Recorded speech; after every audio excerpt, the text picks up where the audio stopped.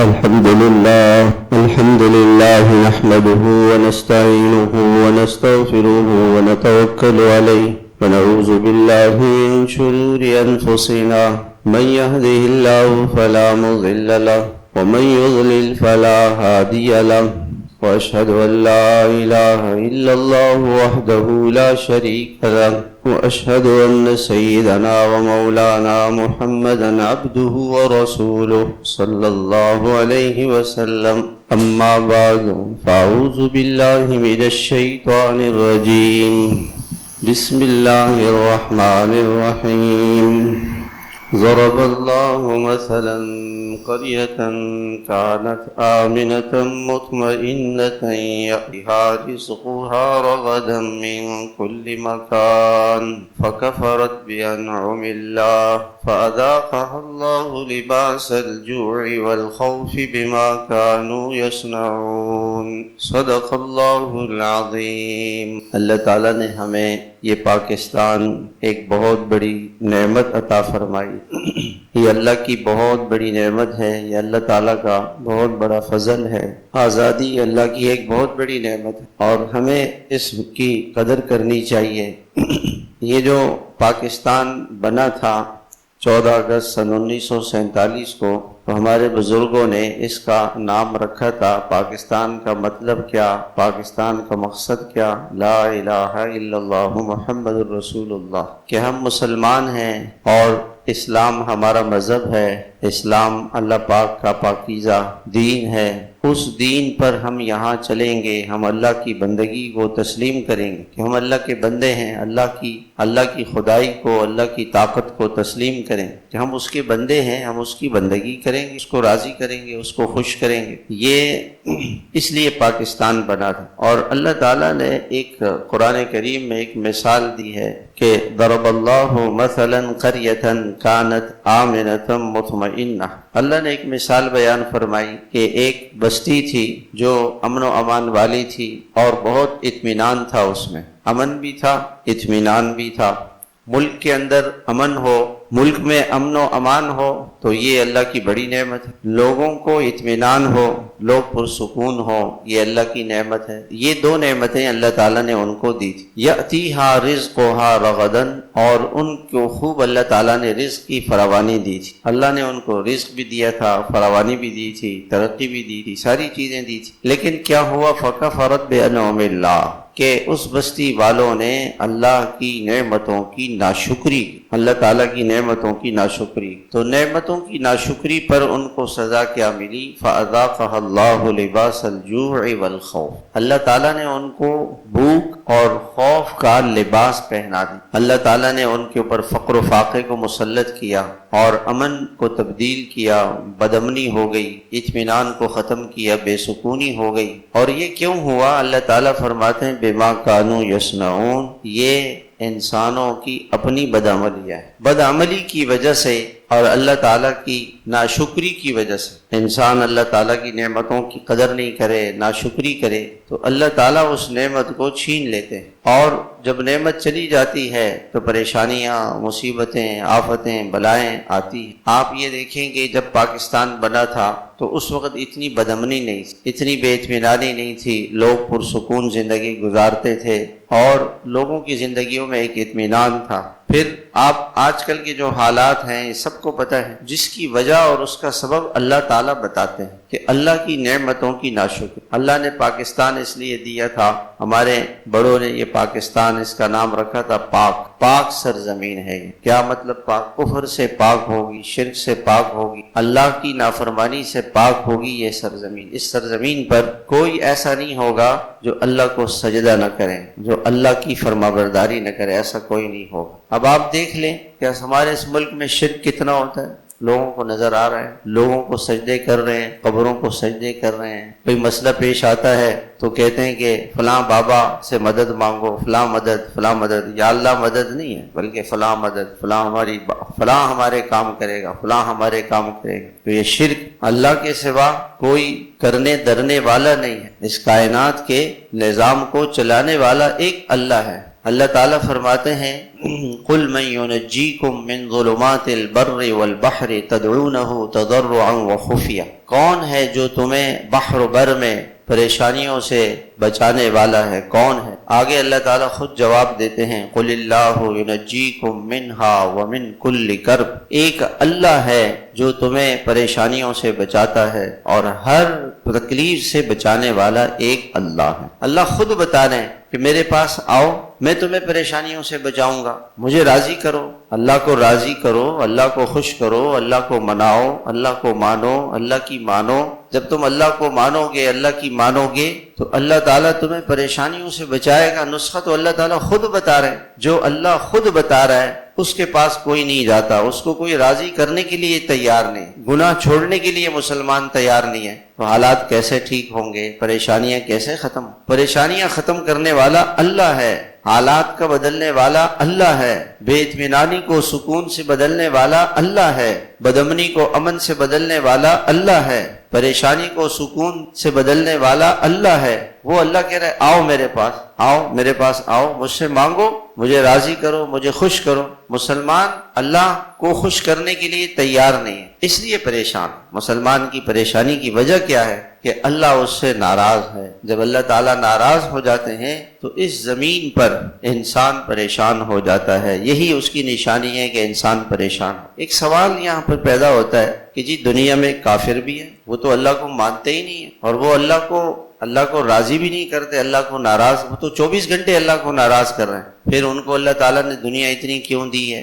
تو اس کا جواب اللہ تعالیٰ نے یہ دیا ہے کہ کافروں کو اللہ نے کہ نبی صلی اللہ علیہ وسلم نے فرمایا الدنیا سجن المؤمن و جنت الکافر، دنیا مومن کے لیے قید خانہ ہے اور کافر کے لیے جنت ہے۔ کافر کو جو کچھ ملنا ہے اس دنیا میں ملنا ہے، بس آگے کچھ نہیں ہے، آگے ان کے لیے کچھ نہیں ہے۔ اللہ تعالیٰ فرماتے ہیں فلا یغرنک تقلب الذین کفروا فی البلاد، شہروں میں اور ملکوں میں جو مزے ہیں، سامان ہیں، چیزیں ہیں، یہ اللہ نے کافروں کو دی ہیں۔ یہ کیوں دی ہیں؟ متاع قلیل، دنیا کے اندر تھوڑا سا نفع ہے، تھوڑا سا فائدہ ہے۔ ثم مأواہم جہنم، پھر ان کا ٹھکانہ اللہ کی جیل ہے، جہنم ہے۔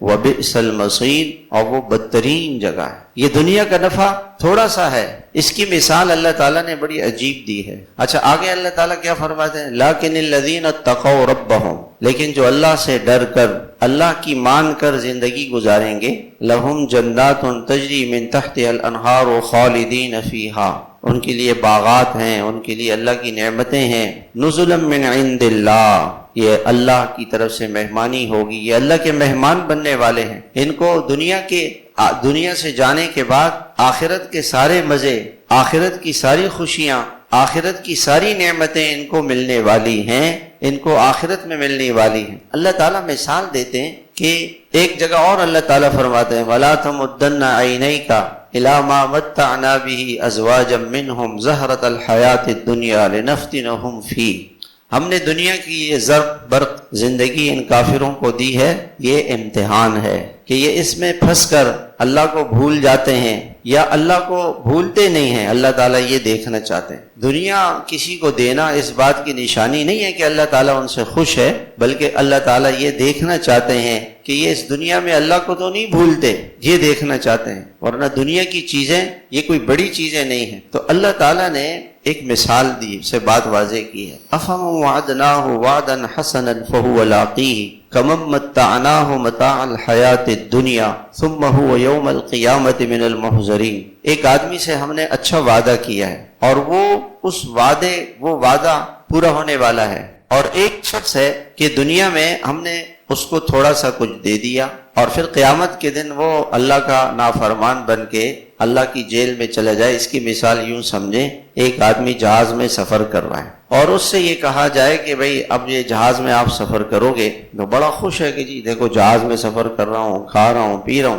اور جیسے ہی وہ ایئرپورٹ پر اترے تو اس کو ہتھکڑیاں باندھ کے جیل میں ہمیشہ کے لیے داخل کر دیا جائے اور اس جیل سے کبھی اس کو نکالا نہ جائے۔ ایک آدمی تو یہ ہے۔ دوسرا آدمی یہ ہے کہ وہ بہت پرانی سی بس ہے، کٹارا سی بس ہے، سڑک بھی خراب ہے، اس پہ سفر کر رہا ہے، اور اس اس سے کہا جا رہا ہے کہ جیسی آپ اپنے منزل پر پہنچو گے آپ کو بادشاہ بنایا جائے گا اور کبھی آپ سے وہ بادشاہت نہیں چھینی جائے گی۔ دو آدمی، ایک وہ ہے جو جہاز میں سفر کر رہا ہے اور جہاز سے اترتے ہی اس سے کہا جائے گا، جیسی وہ اترے گا اس کے ہاتھوں میں ہتھکڑیاں اور جیل، اور کبھی اس کو اس جیل سے کوئی نکال نہیں سکے گا۔ ایک تو یہ شخص، اور ایک یہ شخص ہے جو بس میں سفر کر رہا ہے، بس بھی بیکار سی ہے، لیکن اس سے یہ کہا جا رہا ہے کہ جیسی آپ اس بس کا سفر ختم کرو گے آپ بادشاہ بنا دیے جاؤ گے اور آپ سے وہ بادشاہت کبھی چھینی نہیں جائے گی۔ آپ بتائیں وہ بس میں سفر کرنے والا آدمی اچھا ہے یا وہ جہاز میں سفر کرنے والا جس کو جہاز سے اتار کر جیل پہنچا دیا جائے؟ آپ بتائیں، بس میں سفر کرنے والا۔ تو اللہ تعالیٰ یہ مثال دیتے ہیں کہ دنیا میں مسلمان اللہ کو ناراض کرتا ہے، جب دنیا میں مسلمان اللہ کو ناراض کرتا ہے اور کافر بھی اللہ کو ناراض کرتا ہے تو کافر کو اللہ تعالیٰ تھوڑی بہت دنیا دے دیتے ہیں اور مرنے کے بعد ہمیشہ کے لیے اللہ کی جیل، اللہ کی سزا، اللہ کی ناراضگی، اللہ کی لعنت اس پر ہو جاتی۔ یہ ہے کافر۔ اور جو مسلمان ہے وہ دنیا میں جب اللہ کو ناراض کرتا ہے تو دنیا میں اس کو سزا مل جاتی ہے، دنیا میں اس کا حساب کر دیا جاتا ہے، جب آخرت میں جاتا ہے تو اللہ کا مہمان بن جاتا ہے۔ یہ مثال۔ پھر ایک جواب یہ ہوا، یہ سوال آیا کہ جی کافر بھی تو اللہ کو ناراض کر رہے ہیں، مسلمان بھی اللہ کو ناراض کر رہے ہیں، تو کافروں کو دنیا کیوں دی ہے؟ کافروں کو دنیا اس لیے دی ہے کہ ان کو دنیا ہی کی مزے ہیں، آخرت میں کچھ نہیں۔ اور مسلمان کو دنیا میں پریشانیاں اس لیے آتی ہیں تاکہ یہ توبہ کرے، اللہ کی طرف رجوع کرے، اللہ کو راضی کرے، اس لیے آتی۔ اور دوسری بات یہ ہے کہ جب یہ مسلمان جو کچھ آج کافروں کو ملا ہوا ہے، میں آپ سے ایک سوال کرتا ہوں کہ امریکہ والے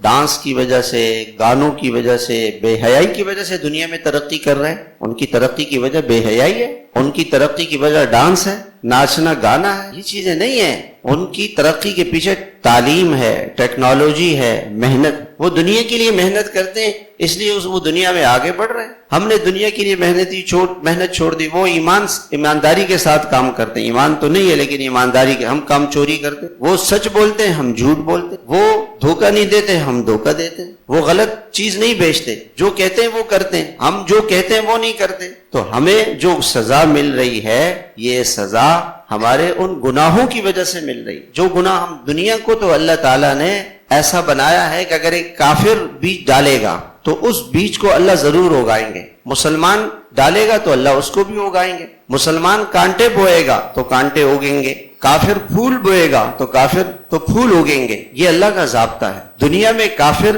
ٹھیک چلیں گے اللہ ان کی دنیا ٹھیک کر دیں گے۔ ہم مسلمان جھوٹ بولتے ہیں، ہم مسلمان دھوکہ دیتے ہیں، ہم مسلمان ساری برائیاں ہمارے اندر ہیں، تو اللہ ہمارے ساتھ اچھا کیوں کرے گا؟ ہم نے یہ پاکستان ہمارے بزرگوں نے بنایا تھا، کس لیے بنایا تھا؟ کہ یہ پاکستان پاک ہوگا سود سے، نشے سے، بے دینی سے، جھوٹ سے، دھوکے سے، ناچنے گانے سے۔ ناچنا گانا تو ہندوستان میں بھی ہندو کرتے تھے، اگر ہم ناچ رہے ہیں اور گا رہے ہیں تو ہم میں اور ان میں کیا فرق ہے؟ بے پردگی، بے حیائی تو وہاں پر بھی ہے، کوئی ہندو عورت پردہ نہیں کرتی، وہ تو ساڑیاں پہنتی ہیں، ان کے جسم ننگے۔ ہماری مسلمان عورتوں نے بھی ننگا لباس پہننا شروع کر دیے، تو ہم میں اور ہندوؤں میں کیا فرق ہے؟ ہم مسلمان ہیں، ہم اللہ اس کے رسول کے غلام ہیں، اللہ کے بندے ہیں، اللہ کے رسول کی یہ غلام ہیں۔ ہم وہ غلامی والی، اللہ اس کے رسول کی غلامی والی زندگی گزاریں گے تو اللہ تعالی ہمیں ہمیشہ کی آزادی عطا فرمائے۔ ہماری پریشانی، میں آپ سے ایک بات عرض کرتا ہوں، لوگ کہتے ہیں جی حکومت ایسی ہے، حکومت ایسی ہے، اس میں کوئی شک نہیں،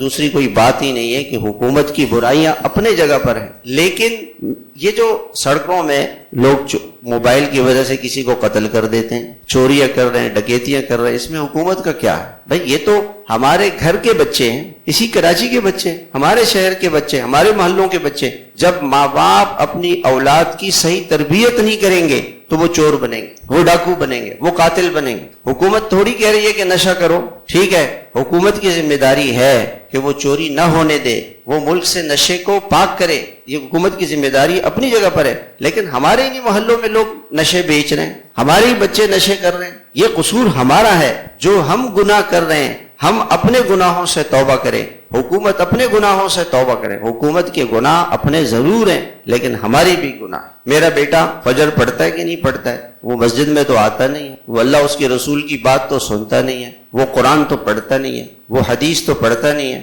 تو جب میرا بیٹا اس کو دینی تعلیمات، اسلامی تعلیمات نہیں ملیں گی تو میرے بیٹے کے اندر اچھے اخلاق کہاں سے آئیں گے؟ اخلاق تو حضور صلی اللہ علیہ وسلم کی تعلیمات سے آئیں گے۔ ابھی آج ہی میں نے ایک واقعہ پڑھا، میاں بیوی کی لڑائی ہوئی، طلاق ہو گئی، تو یہ فیصلہ ہوا کہ بچے باپ کے پاس رہیں گے اور ملنے کے لیے آئے کریں گے ماں کے پاس، تو باپ خرچہ اٹھاتا ہے سارا چیزیں۔ وہ ہر ہفتے باپ اپنے بچوں کو بھیج رہا تھا، کل بچوں کو ماں نے قتل کر دی، بیٹے کو اور بیٹی کو، دونوں کو قتل کر دیا۔ 6-7 سال کے بچے تھے، ان کو قتل کر دیا۔ اب اس میں حکومت کا کیا قصور ہے؟ یہ قصور تو ہماری ہم نے اپنی بیٹیوں کی تربیت ہی نہیں کی، ہم نے اپنی اولاد کی تربیت نہیں کی، ہم نے اپنی بیٹیوں کی تربیت نہیں کی کہ وہ شوہر کے گھر میں جا کے کیسے رہے شوہر کے ساتھ۔ اگر وہ ہر بات پر شوہر کو ٹوکے گی، کوسے گی، شوہر کو تانے دے گی، شوہر کی بات نہیں مانے گی، تو شوہر اس کو گھر میں رکھے گا یا وہ طلاق دے گا؟ وہ تو طلاق دے گا۔ بد اخلاقی پر، غصے پر طلاق دی جاتی۔ اگر بیوی شوہر کے غصے کو برداشت کر لے، صبر کر لے، اس وقت کچھ نہیں کہے، بعد میں جب اس کا موڈ ٹھیک ہو جائے تو اس کو کہہ دے کہ دیکھیں اس موقع پہ آپ نے یہ غلطی کی تھی، تو انسان ہے وہ اپنی غلطی ضرور تسلیم کرے گا۔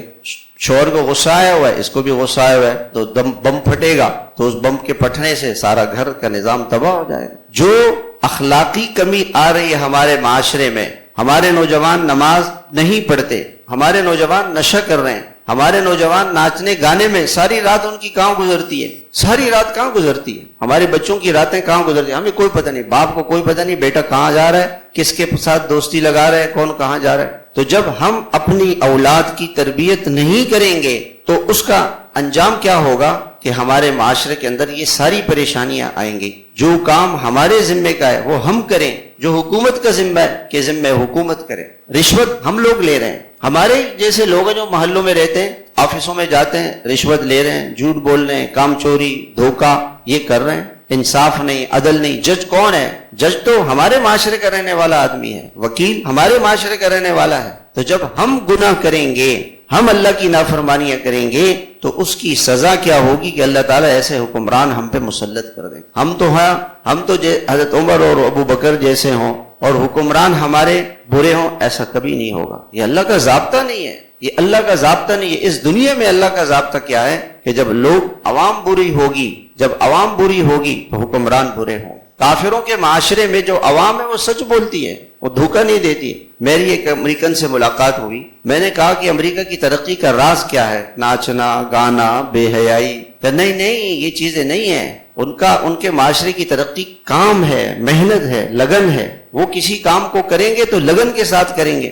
محنت کے ساتھ کریں گے، شوق کے ساتھ کریں گے، جذبے کے ساتھ کریں گے، صحیح کام کریں گے، دھوکہ نہیں دیں گے آپ کو، غلط کام نہیں کریں گے آپ کے ساتھ۔ یہ ترقی کا راز ہے۔ تو اس لیے میرے محترم بھائیوں، ہم اپنے گناہوں سے ہم بھی توبہ کریں، اپنی اولاد کی تربیت کریں، اپنی بچیوں کی تربیت کریں، اپنے بچوں کو اچھے اخلاق سکھائیں، اللہ اس کے رسول کی تعلیمات سے ان کو روشناس کرائیں، مسجد لے کر آئیں، ان کو نمازی بنائیں، ان کے اوپر نظر رکھیں تاکہ وہ نشے سے، گناہوں سے بچے۔ جو مسلمان رشوت لیتا ہے ہم اس کو سمجھائیں، ہمارے محلے کا بھائی ہے ہم اس کو سمجھائیں تاکہ وہ رشوت سے توبہ کرے، سود سے توبہ کرے، نشے سے توبہ کرے۔ اللہ ہم سب کو عمل کی توفیق عطا فرمائے۔ سنت ہے۔